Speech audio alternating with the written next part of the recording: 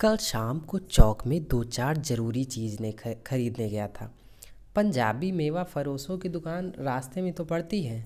एक दुकान पर बहुत अच्छे बढ़िया रंगदार गुलाबी सेब सजे हुए नज़र आए। जी ललचा उठा। आजकल के तो शिक्षित समाज में विटामिन और प्रोटीन के शब्दों में विचार करने की प्रवृत्ति हो गई है। टमाटो को पहले कोई सेंत में भी न पूछता था, अब देखो टमाटो भोजन का आवश्यक अंग बन गया है। गाजर भी पहले गरीबों के पेट भरने की चीज़ थी, अमीर लोग तो उसका हलवा ही खाते थे। मगर अब पता चलता है कि गाजर में भी विटामिन है, इसीलिए गाजर को भी मेज़ों पर स्थान मिलने लगा है। और सेब के विषय में तो यह कहा जाने लगा कि एक सेब रोज़ खाइए तो आपको डॉक्टर की ज़रूरत नहीं रहेगी। डॉक्टर से बचने के लिए हम नीम कौड़ी तक खाने को तैयार हो जाते हैं। सेब तो रस और स्वाद में अगर आम से बढ़कर नहीं है तो घटकर भी नहीं है। हाँ, बनारस के लंगड़े और लखनऊ के दशहरी और बम्बई के अल्फांसों की बात ही दूसरी है। उनके टक्कर का फल तो संसार में दूसरा है ही नहीं। मगर उनमें विटामिन और प्रोटीन है या नहीं, अब है तो काफ़ी है या नहीं, इन विषयों पर अभी किसी पश्चिमी डॉक्टर की व्यवस्था देखने में नहीं आई। सेब को यह व्यवस्था मिल चुकी है, अब वह केवल स्वाद की चीज़ नहीं है, उसमें गुण भी है। हमने दुकानदार से मोल भाव किया और आधा सेर सेब मांगे।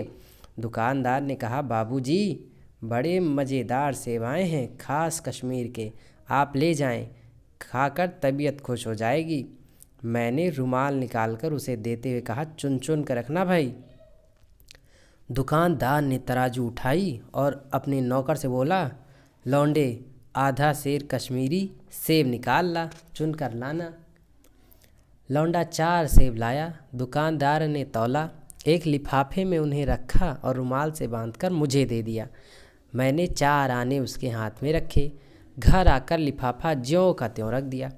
रात को सेब या कोई दूसरा फल खाने का कायदा ही नहीं है। फल खाने का समय तो प्रातःकाल है। आज सुबह मुंह हाथ धोकर जो नाश्ता करने के लिए एक सेब निकाला तो सड़ा हुआ 1 रुपए के आकार का छिलका गल गया था। समझा रात को दुकानदार ने देखा न होगा। दूसरा निकाला मगर यह आधा सड़ा हुआ था। अब संदेह हुआ दुकानदार ने मुझे धोखा तो नहीं दिया है। तीसरा सेब निकाला, यह सड़ा तो ना था मगर एक तरफ दबकर बिल्कुल पिचक गया था। चौथा देखा, वह यूँ तो बेदाग था मगर उसमें एक काला सुराख था, जैसा अक्सर बेरों में होता है। काटा तो भीतर वैसे ही धब्बे जैसे कीड़े बेर में होते हैं। एक सेब भी खाने लायक नहीं। 4 आने पैसों का इतना गम न हुआ जितना समाज के इस चारित्रिक पतन का। दुकानदार ने जानबूझकर मेरे साथ धोखेबाजी का व्यवहार किया।